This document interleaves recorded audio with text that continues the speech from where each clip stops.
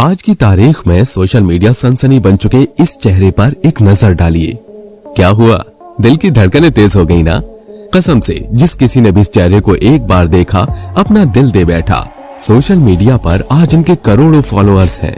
कितने ही नौजवान इन्हें शादी का प्रस्ताव भेज चुके हैं।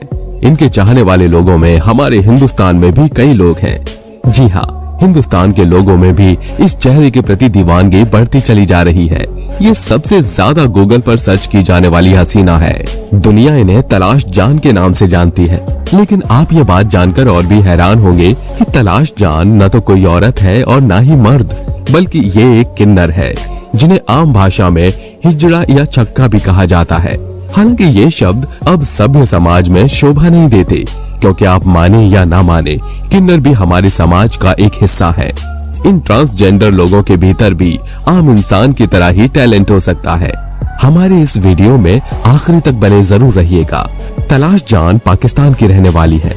ये जब 12वीं कक्षा में पढ़ती थी तब किन्नर समुदाय को ये पता चला कि ये खूबसूरत लड़की उन्हीं के समुदाय से है, वो भी एक ट्रांसजेंडर है। किन्नर समुदाय के लोग तलाश जान को लेकर अपने समाज में शामिल करना चाहते थे, लेकिन इनके माता पिता ने किन्नरों को अपनी बेटी देने से मना कर दिया और उसका पालन पोषण अपनी बेटी की तरह ही किया। तलाश जान मौत के कुएं में काम करने लगी। मौत का वही कुआं जो अक्सर आपने मेले में देखा होगा। मौत के कुएं में एक ऐसा बड़ा सा गोल घेरा तैयार किया जाता है जिस पर मोटरसाइकिल एक्सपर्ट्स बाइक दौड़ाते हैं। तलाश जान जब मौत के कुएं में काम करती थी तो लोग उसका खेल तमाशा कम उसकी खूबसूरती को ज्यादा देखते थे। एक बार तलाश जान के ऐसे ही किसी चाहने वाले ने उनकी तस्वीर खींच ली और उसे फेसबुक पर अपलोड कर दिया। बस फिर क्या था, तलाश जान अपनी खूबसूरती की वजह से रातों रात सोशल मीडिया पर छा गई। सोशल मीडिया ने इन्हें एक सेलिब्रिटी स्टेटस दिया। इसकी वजह से अब ये मौत के कुएं में काम नहीं कर पाती थी, इसलिए उन्होंने शादी ब्याह में डांस करने का काम शुरू किया। अब ये शादी ब्याह और पार्टियों में नाचती हैं। धीरे धीरे इन्होंने फेसबुक, यूट्यूब, टिकटॉक जैसे दूसरे ऐप पर भी अपने वीडियो बनाकर अपलोड करना शुरू किया। इनके इन वीडियोस को देखकर नौजवान इनके दीवाने होने लगे।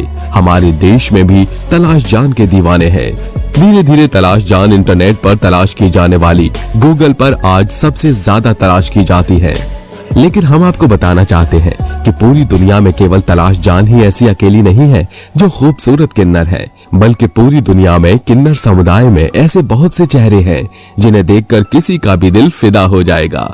किन्नरों की दुनिया में एक से बढ़कर एक हसीनाएं भरी पड़ी हैं। वक्त बदल रहा है।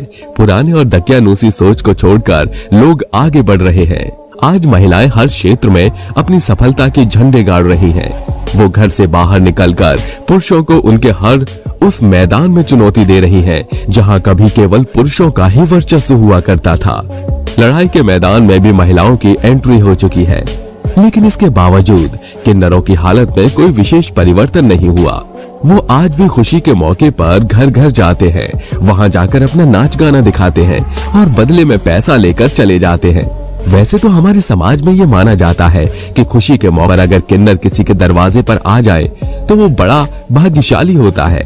ये भी माना जाता है कि किन्नरों का आशीर्वाद लोगों को जरूर फलता है। कुल मिलाकर ट्रांसजेंडर्स को हमने अपने समाज में एक सामान्य इंसान की तरह स्वीकार नहीं किया है, जबकि इनकी फिजिकल कमी केवल इतनी ही है कि फर्टिलिटी नहीं कर सकते, संतान नहीं कर सकते। लेकिन इसके अलावा ये ठीक वैसे ही इंसान है जैसे कि हम और आप। इनके भीतर भी एक इंजीनियर, डॉक्टर, वकील, एक अच्छा एडमिनिस्ट्रेटर, न्यायाधीश हो सकता है। लेकिन हमने इन्हें केवल नाचने गाने तक ही सीमित कर दिया। किन्नरों की जिंदगी के ऐसे बहुत सारे रहस्य ऐसे हैं जिनके बारे में आम इंसान नहीं जानते। किन्नरों की शादी कैसे होती है? किन्नर शारीरिक संबंध कैसे बनाते हैं? किन्नरों की शव यात्रा रात में ही क्यों निकाली जाती है? और इन सब से बढ़कर एक सवाल, आखिर वो कौन सी ऐसी फिजिकल और मेडिकल कंडीशन है जिनमें एक बच्चा औरत या मर्द न बनकर एक किन्नर के रूप में पैदा होता है? दरअसल जब माँ के गर्भ में भ्रूण का विकास होता है उस दौरान ज्यादा दवाइयाँ, एंटीबायोटिक्स का सेवन या दूसरी ऐसी मेडिकल कंडीशन आ जाती है। गर्भ में पल रहे बच्चे में मेल और फीमेल दोनों ही तरह के फर्टिलिटी ऑर्गन बनने लगते हैं, लेकिन उस बच्चे में मेल और फीमेल दोनों के ऑर्गन पूरी तरह से नहीं बन पाते। बच्चा औरत और मर्द दोनों में से कोई भी नहीं रहता। यही वजह है कि बच्चे में औरत और मर्द दोनों के ही गुण आ जाते हैं। इसकी वजह से होने वाला बच्चा किन्नर पैदा होता है। जब किन्नरों के समुदाय को ये पता चलता है कि किसी घर में किन्नर बच्चे ने जन्म लिया है, तो ये उस घर में पहुंच जाते हैं उस बच्चे को लेने के लिए, क्योंकि किन्नर उस बच्चे को अपने समाज में शामिल करने के लिए ले जाते हैं। क्योंकि किन्नर इस बात को अच्छी तरह से जानते हैं कि नॉर्मल इंसान किन्नरों के साथ अच्छा व्यवहार नहीं करते। किन्नरों का जिक्र हमारे धर्म ग्रंथों में भी मिलता है। पुराणों और उपनिषदों में किन्नर समुदाय के बारे में उल्लेख मिलता है।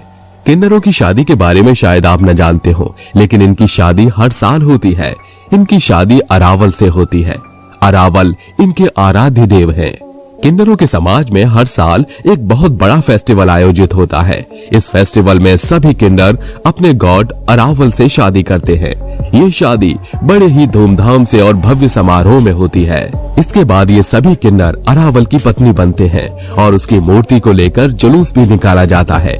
लेकिन शादी के अगले ही दिन अरावल की मूर्ति को तोड़ दिया जाता है और सारे के सारे किन्नर विधवा हो जाते हैं। वो अपना मंगल सूत्र भी उतार देते हैं और शोक मनाते हैं। इसके पीछे एक पुरानी कहानी है, जिसके अनुसार अरावल अर्जुन के पुत्र हैं। अर्जुन के पुत्र की मृत्यु महाभारत के दौरान हो जाती है और इसी घटना की याद में सारे के सारे किन्नर अरावल से शादी करने के बाद विधवा भी हो जाते हैं। अपने शरीर पर धारण किए हुए ये सारे के सारे सुहागन के चिन्ह उतार देते हैं। सबसे पहले अपनी चूड़ियां तोड़ते हैं और मंगलसूत्र उतार देते हैं। इसके बाद बाकायदा सफेद साड़ी पहनकर विधवा का वेश बनाकर सभी जगह घूमते हैं। हर साल किन्नरों की दुनिया में शादी से लेकर शोक तक का उत्सव मनाया जाता है। किन्नरों की शव यात्रा के बारे में कहा जाता है कि जब किसी किन्नर की मौत होने वाली होती है तो उसे अपनी मौत के बारे में पहले ही एहसास हो जाता है, लेकिन इसके पहले उसके गुरु को पता चलता है कि किस किन्नर की मौत कब होगी। किन्नरों की शव यात्रा अक्सर रात के वक्त निकाली जाती है। मरे हुए किन्नर के शव को जूते चप्पल मारे जाते हैं, उसे गालियां दी जाती हैं, अपशब्द कहे जाते हैं। इसके पीछे किन्नरों का मानना है कि इस तरह के व्यवहार से उस व्यक्ति का किन्नर योनि में जन्म नहीं होता। इसी तरह जब किसी किन्नर की शव यात्रा निकाली जा रही होती है, उस समय इस बात का खास ख्याल रखा जाता है कि किसी भी नॉर्मल इंसान की नजर शव यात्रा पर न पड़े, क्योंकि ऐसा माना जाता है कि अगर कोई इंसान किसी किन्नर की शव यात्रा को देख लेता है तो उस किन्नर को दोबारा किन्नर योनि में ही जन्म लेना पड़ता है। कोई भी ट्रांसजेंडर ये नहीं चाहता कि उसका अगला जन्म एक बार फिर किसी किन्नर के रूप में हो। वैसे तो किन्नर जीवन भर सनातन धर्म के परंपराओं का पालन करते हैं, लेकिन मरने के बाद इनके समुदाय में शव को जलाया नहीं जाता, बल्कि उसे जमीन में दफना दिया जाता है। इन तमाम कवायद के पीछे एक ही दर्द छुपा होता है और वो है किन्नर होने का दर्द। यूं तो दुनिया के बहुत सारे देशों ने अब ट्रांसजेंडर को मान्यता दे दी है, लेकिन हमारे देश में अब भी किन्नरों को सामान्य इंसान की तरह नहीं समझा जाता, बल्कि उन्हें एक अलग ही नजरों से देखा जाता है। किन्नरों का अपना जीवन बड़े संघर्ष में बीतता है। दोस्तों, आप किन्नरों के बारे में क्या सोचते हैं? क्या आपको भी लगता है कि किन्नर हम इंसानों से अलग होते हैं और उनके साथ इसी तरह का भेदभावपूर्ण व्यवहार किया जाना चाहिए, या फिर आपकी सोच भी आज के दौर में बदल चुकी है? आपको भी ये लगता है कि किन्नर समाज का एक अभिन्न अंग होते हैं और हमें इस सच्चाई को स्वीकार करते हुए उनके साथ भेदभावपूर्ण व्यवहार करने की बजाय उनके भीतर छिपे टैलेंट को समझकर उन्हें एक सम्मानित जीवन जीने का मौका देना चाहिए? आपकी जो राय हो हमें वो कमेंट बॉक्स में लिखकर जरूर बताइएगा। फिर मिलेंगे एक नई वीडियो में। तब तक के लिए जय हिंद, जय भारत, वंदे मातरम।